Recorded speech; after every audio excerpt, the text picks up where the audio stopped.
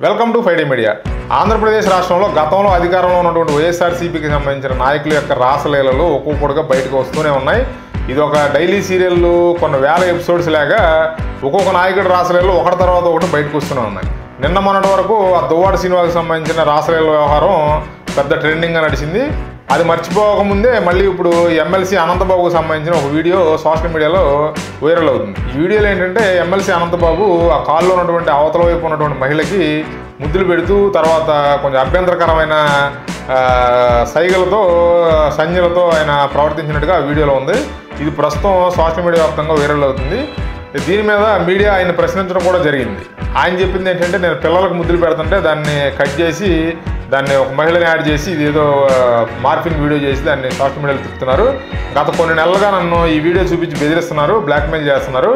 కాకపోతే ఏంటంటే ఇప్పుడు దీన్ని బయట పెట్టారు కాబట్టి నేను పోలీస్ కంప్లైంట్ ఇస్తున్నాను, పోలీసులు విచారించి దీని కారకులని పట్టుకోవాలని చెప్పి నేను కోరుకుంటున్నానని చెప్పి ఆయన మీడియాకి చెప్పడం అయితే జరిగింది. కాకపోతే ఆయన చెప్పేది చూస్తుంటే చాలా ఆశ్చర్యంగా ఉంది. కొత్త ప్రభుత్వం వచ్చి 2 నెలలు అయింది. ఈయన గత కొన్ని నెలలుగా ఈయన వేధిస్తున్నారు, బ్లాక్మెయిల్ చేస్తున్నారు అంటున్నాడు. మరి ఆ గత ప్రభుత్వంలో మనం అలా పట్టుకోవచ్చు కదా, లేకపోతే అంతకుముందే మొదటగానే బ్లాక్మెయిల్ చేసినప్పుడే ఇమీడియట్గా వెళ్ళి పోలీస్ కంప్లైంట్ ఇచ్చుంటే బాగుండేది. మరి వీడియో బయటకు వచ్చిన తర్వాత అది మార్ఫింగ్ వీడియో, నేను ఇప్పుడు కంప్లైంట్ ఇస్తున్నానంటే అది నమ్మే పరిస్థితి ఏం లేదు. ఈ వైఎస్ఆర్సీపీ రాసలీల నాయకుల లిస్టు చదవాలంటే పెద్ద చాంతడంతే ఉంది. ఇక అవంతి శ్రీనివాసు, గోరంట్ల మాధవ్, దువ్వాడ శ్రీనివాసు, ఇప్పుడు అంబటి రాంబాబు, ఇప్పుడు వచ్చి కొత్తగా ఎమ్మెల్సీ అనంతబాబు, ఇట్లా చాలామంది ఉన్నారు. ఈ రాసలీలకు సంబంధించిన ఎత్తు అయితే ఇప్పుడు పిన్నెల రామకృష్ణారెడ్డి గురించి ఇంకో కొత్త న్యూస్ ఒకటి వస్తుంది. ఆయన బినామీ ద్వారా 400 సమాధులను తవ్వించి శ్మశానాన్ని ఆక్రమించారు మాచర్లలో అని చెప్పి ఒక వార్త వస్తుంది.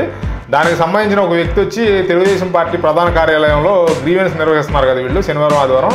ఆ గ్రీవెన్స్లో కంప్లైంట్ చేసినట్టుగా చెప్తున్నారు. 400 సమాధులను తవ్వేసి శ్మశానాన్ని ఆక్రమించారని చెప్పి ఆ వ్యక్తి ఇచ్చిన కంప్లైంట్లో ఉన్నట్లుగా చెప్తున్నారు.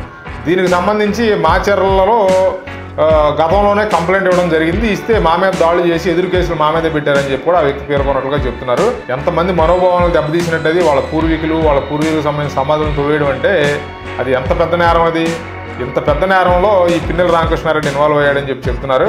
ఇక మరి రాబోయే రోజుల్లో చూద్దాం. వీళ్ళ ఒక్కోటి భాగవతాలు చూస్తుంటే సమాజం సిగ్గుపడేటువంటి నేరాలు. ఇప్పుడు నేరాలంటే జనరల్గా మనం వినే నేరాలన్నీ వేరుగా ఉంటాయి. మరి ఈ వైఎస్ఆర్సీపీ వాళ్ళు చేసే నేరాలు చూస్తుంటే ఈ వీడియో కాల్ చేసి అన్ని ఉపదీసి చూపించడం, ముద్దులు పెట్టడం, తర్వాత ఈ శ్మశానాలను దువ్వేయడం, ఈ కాలేజీకి సంబంధించిన గ్రౌండ్లో ఈ మున్సిపాలిటీకి సంబంధించిన డంపింగ్ యార్డ్లో ఉన్న చెత్త తీసుకెళ్ళి కాలేజీకి సంబంధించిన గ్రౌండ్లో పోసారని చెప్పి ఆ మధ్యన కాకినాడ నుంచి ఒక వీడియో ఒకటి వైరల్ అయింది.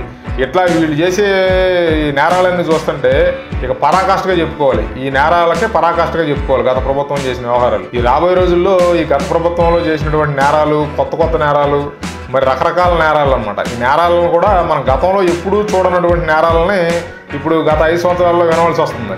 మరి ఇంకా రాబోయే రోజుల్లో ఇంకెన్ని ఇట్లాంటి నేరాలు చేశారనేది వినవలసి వస్తుంది అనేది ఇప్పుడు మనందరికీ కొంత బాధపడాల్సిన విషయమే. కాబట్టి చూద్దాం ఏం జరుగుద్ది. ఇంకా మరి వీళ్ళ భాగవతాలు ఒకటి చిట్టాలు బయటకు వస్తూ ఉన్నాయి కదా 2 నెలలకే.